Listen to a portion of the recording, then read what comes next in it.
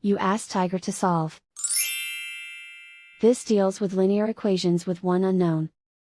The final result is f equals 2.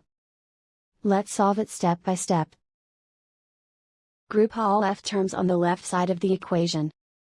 Add 3f to both sides. Group like terms. Simplify the arithmetic.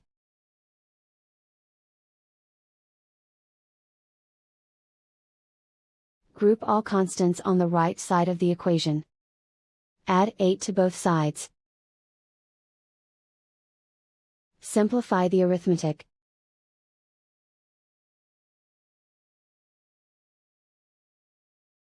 Isolate the f. Divide both sides by 4. Simplify the fraction. Find the greatest common factor of the numerator and denominator. Factor out and cancel the greatest common factor. And so the final result is f equals 2.